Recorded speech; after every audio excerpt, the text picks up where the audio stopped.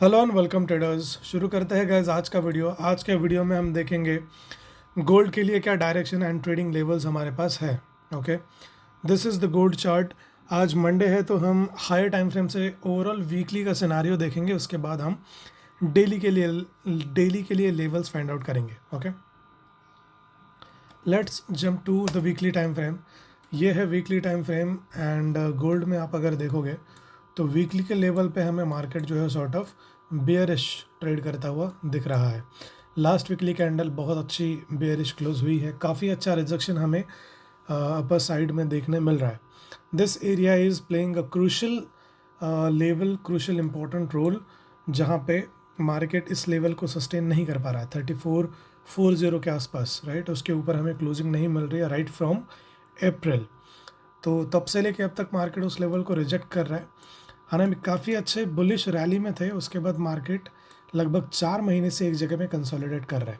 At the same time 3-4 दिन में इस मंथ की क्लोजिंग भी है, तो हो सकता है कि मार्केट हमें एक बियरिश क्लोज होता हुआ दिखे। तो क्या सिनेरियो बनता है उसको थोड़ा हम चेक करते हैं। ये हमारे पास में एक लास्ट लो बना हुआ है लिक्विडेट करने के लिए, और ये एक हाई बना हुआ है लिक्विडेट करने के लिए। यहाँ पर जो हाई बना था उसको मार्केट ने लास्ट यहाँ पर जून में लिक्विडेट करके हमें सेल साइड एंट्री दिया था। और D1 टाइम फ्रेम पे जाके देखते हैं क्या सिनेरियो है। इस चार्ट को अगर आप देखोगे तो आपको क्लियरली सिनेरियोज देखने और समझने में आएंगे कि एक्चुअल में मार्केट में चल क्या रहा है। ये एक लास्ट लो हमारे पास में है, ये लास्ट हाई हमारे पास में है। उसके बाद जो भी लो हाइज मार्केट ने बनाया उसको लिक्विडेट किया। एक हाई बनाया, पुल बैक लिया, एक नया हाई बनाया, जो लो बनाया था उसको लिक्विडेट किया, फिर जो हाई बनाया था उसको लिक्विडेट किया, अब ये लो बनाया है, फिर एक हाई बनाया। मार्केट अभी पॉसिबली इस लो को लिक्विडेट करने या इस लो को लिक्विडेट करने हमें आता हुआ दिख सकता है, because we have lot of liquidity below this area. जैसे आप देखोगे इधर भी है, ये फेयर वैल्यू गैप बचा हुआ है लिक्विडेट करने का, इस लो के नीचे लिक्विडिटी फॉर श्योर है। तो अल्टीमेटली जो हायर टाइम फ्रेम है वो इंडिकेट कर रहा है सेल साइड का डायरेक्शन, तो उसके हिसाब से हम एक बायसनेस सेल साइड का रख सकते हैं। एट द सेम टाइम ये जो एरिया है 324050 का, तो यहाँ पर भी काफ़ी क्रूशल इम्पॉर्टेंट लेवल है, जैसा कि हम यहाँ पे देख सकते हैं। यहाँ पर रिजेक्शन फॉर्म करता है मार्केट, फिर at the same point support form करता है, फिर रिजेक्शन, फिर रिजेक्शन, फिर सपोर्ट, फिर सपोर्ट।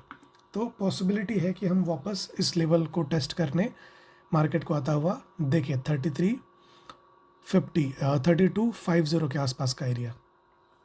ओके, तो हायर टाइम फ्रेम हमें सेल साइड इंडिकेट कर रहा है।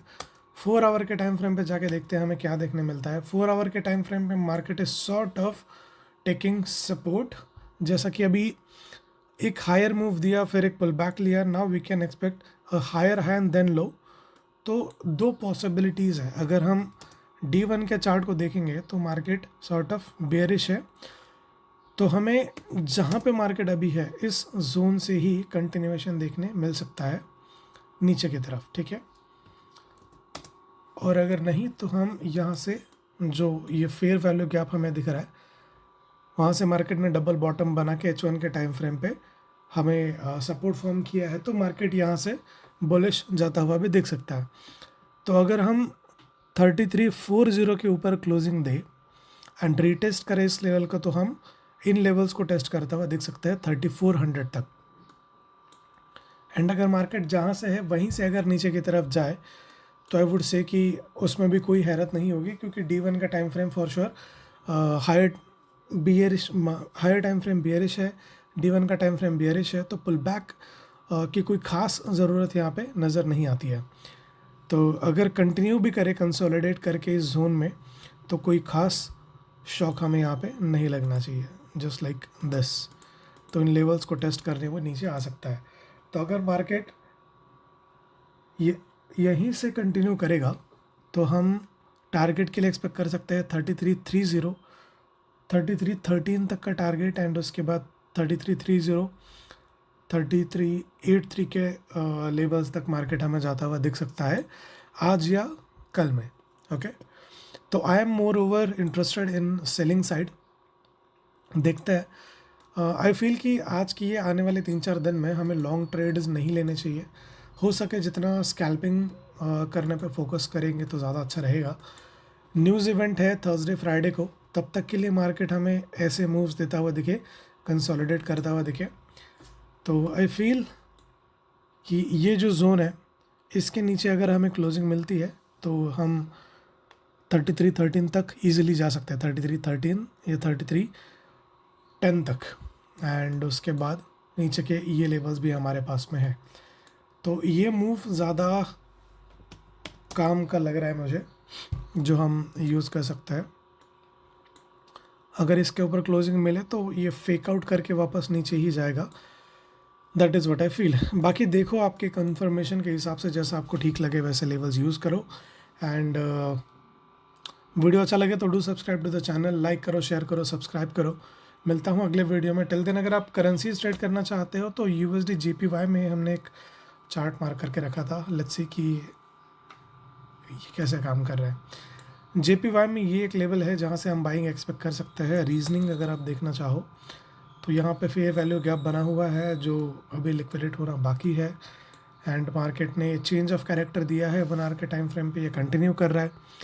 तो इस फेयर वैल्यू गैप में डिप करके वापस कंटिन्यू करेगा, तो आई एम टारगेटिंग अबाउट 149.048 तक के टारगेट के लिए ईज़िली हम यहाँ से जा सकते हैं। ये पॉसिबली हमारे लिए एक स्विंग ट्रेड की तरह काम करेगा।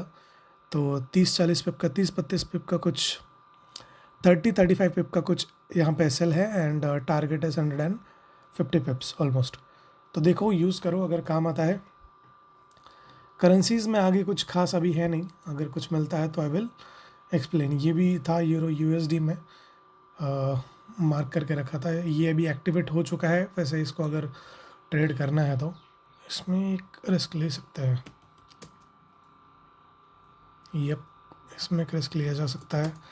यूरो USD का ट्रेड अभी एक्टिव है गाइस।